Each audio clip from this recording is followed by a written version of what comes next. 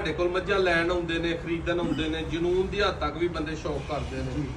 ਲੇਕਿਨ ਸਾਡੇ ਬੰਦੇ ਫਿਰ ਸਵਾਲ ਇਹ ਹੀ ਕਰਦੇ ਨੇ ਕਿ ਯਾਰ ਕਿੰਨਾ ਜਾ ਕੇ ਦੁੱਧ ਕਰੇਗੀ, ਇੱਥੇ ਕਿੰਨਾ 2 ਕਿਲੋ ਘਟ ਜਾਏਗੀ, 4 ਕਿਲੋ ਵੱਧ ਜਾਏਗੀ, 5 ਕਿਲੋ ਸੁੱਟ ਜਾਏਗੀ, ਪਰ ਮਸਾਲਾ ਹੀ ਨਹੀਂ ਦੇਣਾ, ਚੀਂ ਕਰ ਦੇਣਾ, ਪਾ ਕਰ ਦੇਣਾ, ਬੜੇ ਜਿਹੜਾ ਨਾ ਉਹ ਰੌਲੇ ਰਪਾਲੇ ਹੁੰਦੇ ਨੇ। ਲੇਕਿਨ ਅੱਜ ਜਨੂਨੀ ਬੰਦਿਆਂ ਦੇ ਕੋਲ ਬੈਠੇ ਆ ਜਿਹੜੇ 300 400 ਮੱਝ ਬੰਨ ਕੇ ਬੈਠੇ ਨੇ, ਜਿਨ੍ਹਾਂ ਜੰਮੇ ਹੀ ਮੱਝਾਂ ਦੇ ਵਿੱਚ ਨੇ, ਪੈਦਾ ਹੀ ਮੱਝਾਂ 'ਚ ਹੋਏ ਨੇ, ਰੇ ਸੁੱਤੇ ਮੱਝਾਂ ਦੇ ਵਿੱਚ ਨੇ, ਫੈਮਲੀਆਂ ਨੂੰ ਪਿਛਾ ਕਰ ਦਿੱਤਾ, ਆਪਣਾ ਆਪ ਜਿਹੜਾ ਨਾ ਉਹ ਮੱਝਾਂ ਤੇ ਕੁਰਬਾਨ ਕਰ ਦਿੱਤਾ, ਮੁਹੱਬਤ ਕੀਤੀ ਹੈ ਮੱਝਾਂ ਨਾਲ। ਤੇ ਇਹ ਗੁੱਜਰ ਸਾਹਿਬ ਇਹ ਮੱਝ ਦਾ ਦੁੱਧ ਕਿੰਨਾ ਦੁੱਧ ਹੋਏ ਤੇ ਮੱਝ ਜਿਹੜੀ ਹੈ ਨਾ ਉਹ ਰੱਖਣੀ ਚਾਹੀਦੀ ਹੈ ਵਾੜੇ 'ਚ ਜਾਂ ਖਰੀਦ ਲੈਣੀ ਚਾਹੀਦੀ ਹੈ, ਜਾਂ ਇਹ ਦੁੱਧ ਦੀ ਵੰਡ ਇੱਕ ਆਮ ਬੰਦਾ ਕਿਵੇਂ ਵੇਚ ਸਕਦਾ ਕਿ ਯਾਰ ਇਹ ਮੱਝ ਦੁੱਧ ਵਾਲੀ ਜਾਂ ਨਹੀਂ ਦੁੱਧ ਵਾਲੀ? ਭਾਜੀ ਅੱਜ ਦੇ ਦਿਨ ਤੱਕ ਮੈਂ ਦੁੱਧ ਵੇਚ ਕੇ ਨਹੀਂ ਲਿਆਂਦੀ।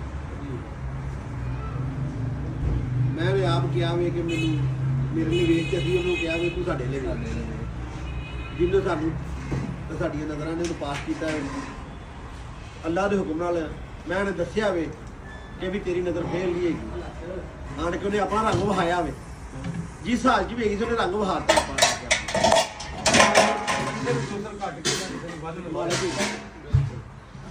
ਅੱਜ ਦੇ ਦਿਨ ਤੱਕ ਨਹੀਂ ਦੁੱਧ ਦਾ ਕੋਈ ਹਿਸਾਬ ਕੀਤਾ ਨਾ ਇਹਨਾਂ ਕਰਮ ਵਾਲੀਆਂ ਦਾ।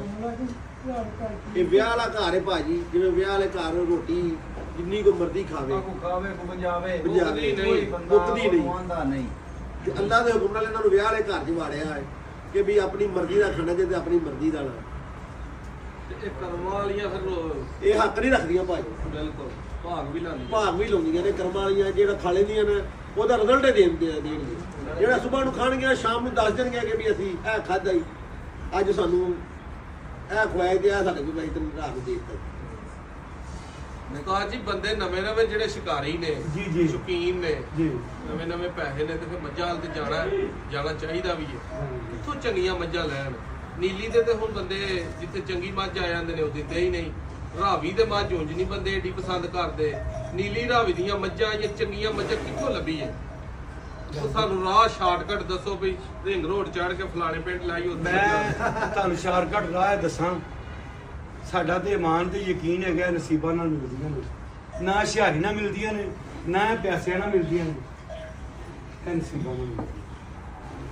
ਅਸੀਂ ਤੇ ਜਿਹੜਾ ਨਿਚੋੜ ਕੱਢਿਆ, ਤੇ ਬੜੇ ਬੜੇ ਬੰਦੇ ਦੇਖੇ ਨੇ ਡਿੱਗੀਆਂ ਭਰ ਕੇ ਖੇਡ, ਪਰ ਸਦਕਾ ਹੋਊਗਾ ਸਾਨੂੰ ਝੋਲੀ 'ਚ ਪਾ ਕੇ ਨਹੀਂ ਭੇਜਿਆ ਬਗੈਰ ਪੈਸੇ ਦੇ। ਨਾ ਸਾਨੂੰ ਪੈਸੇ ਕਿਸੇ ਪਿੱਛੇ ਨਹੀਂ, ਨਾ ਕੋਈ ਮੁਤਾਬਕ ਹੋਇਆ। ਤੇ ਅਲਹਮਦੁਲਿਲਾ ਉਹਦੀ ਜ਼ਾਤ ਪਾਕ ਦਾ ਐਡਾ ਕਰਮ ਹੈ ਤੇ ਉਹ ਕਰਮ ਵਾਲੇ ਨੇ ਗੰਢ ਲੱਗਣ ਵੀ ਦਿੱਤੀ ਕਿਤੇ ਨਹੀਂ। ਇਹ ਕਿੰਜ ਕਰ ਰਹੇ ਨੇ।